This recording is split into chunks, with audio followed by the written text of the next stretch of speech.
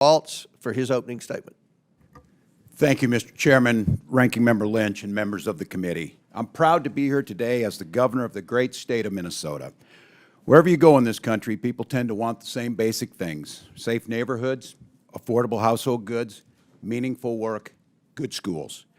That's what my administration has worked to ensure for our people, and that's what we've delivered. Under our leadership, Minnesota has been ranked the 4th best state to live in, the 2nd best state to raise a family in, and the 3rd best state for jobs.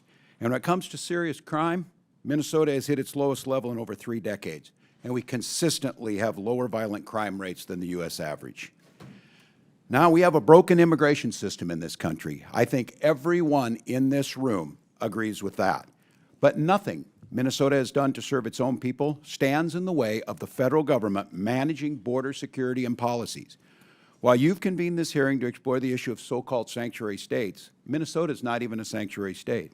Minnesota legislature has passed no such bill making Minnesota a sanctuary state, and I have signed no such law.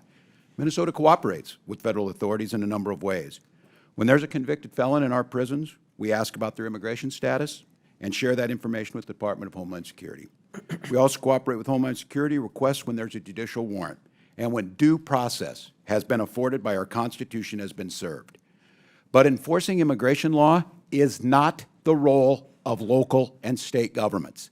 The fact is, Congress has given federal agencies the authority to enforce immigration laws across this country.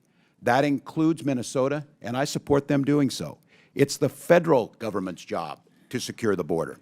That's why when I was in Congress, I visited the southern border and voted for bills that would have increased funding for Border Patrol, made it easier to hire qualified agents, and deployed advanced technologies to the border. Most importantly, I recognize that securing our border does not mean we sacrifice our constitutional values. Unfortunately, the cruel and misguided policies of this current administration fail to live up to those values. Minnesotans are angry with what they've seen happen to their neighbors. They're angry that the federal government has been snatching people up, putting them in prison, and deporting them without a shred of due process. There's been no notice, no meaningful opportunity to object, and according to the President, no way to get out of these overseas prisons once you end up there. And let's be clear, many of these are law-abiding Americans, people who have been granted asylum or promised protected status. In many cases, it seems these people were reported not based on a criminal behavior, but how they looked or what they've said and being in the wrong place at the wrong time. Even U.S. citizens, like a 4-year-old boy with cancer, sent to Mexico, away from his father, away from the medical needs, to a country he was not born in or had never been to. Americans deserve a sensible, humane, and effective immigration policy that reduces illegal immigration while protecting fundamental rights. Meanwhile, the administration continues to make life worse for hardworking Americans in a lot of other ways, trying to slash Medicaid, Social Security, Medicare, making basic household goods more expensive, and telling people they just need to do more with less. The American people deserve better. You all have the power to legislate, to investigate this administration's abuse and overreach, and protect the American people.